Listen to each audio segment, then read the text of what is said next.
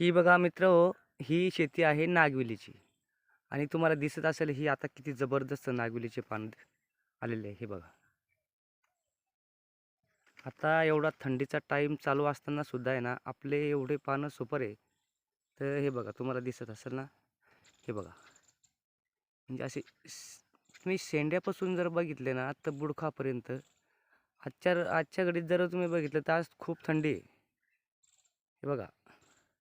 आजचा नोव्हेंबरचा महिना आहे, 22-21 तारीख आहे आज. हे बघा तुम्हाला जबरदस्त अशी पानं दिसेल ना नागवेलीचे. आणि मित्र ही शेती जर करायची असली ना, हिला मेहनत भरपूर आहे. ही सहज अशी कोण्याही शेतकऱ्याकडून होणार नाही.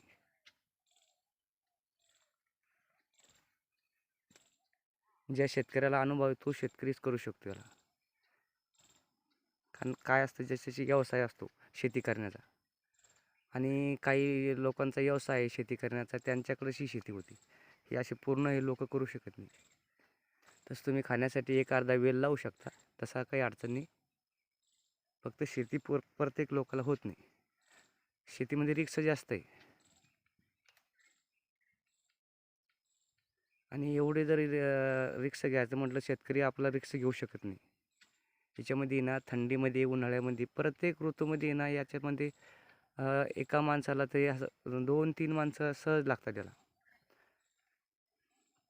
तवायची मिनिट आहे. सरासरी एक पान जर विकायचं म्हटलं ना, तर जवळपास याला 70 ते 75 पैशाला एक पान जाते, चांगल्या क्वालिटीचं. फक्त त्याला आहे ना क्वालिटी लागते.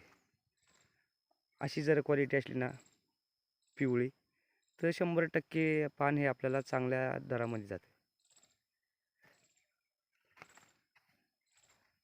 हे बघा आता हे पान केवढं आहे.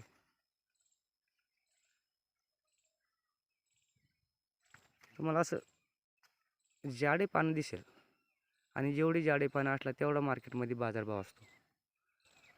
हे बघा तुम्ही आता हे बघितलं ना, जवळपास आता हे होईना जवळपास 8 फुटापर्यंत वेल झालेला आहे. हे बघा. आणि पूर्ण याच्यामध्ये पानच आहे. तुम्हाला शेवटपर्यंत अशी पूर्ण पानं दिसेल.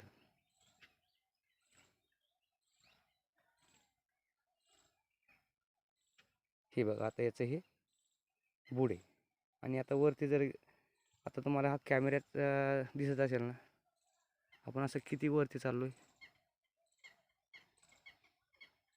असं भरपूर वरती गेलो आपण, जवळपास 8 फुटापर्यंत. इथं संपला आता याचा छंड आहे. म्हणजे अशीच जर शेती जर केली ना, तर एवढी जबरदस्त शेती आहे. आणि प्रत्येक शेतकऱ्याला अशी होणार नाही.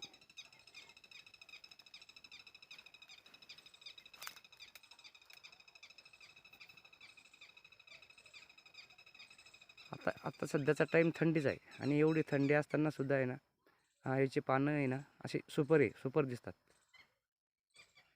मित्र, व्हिडिओवर जर नवीन असाल, चॅनलला सबस्क्राईब करा, शेअर करा आणि मित्रापर्यंत पोहोचवा. धन्यवाद.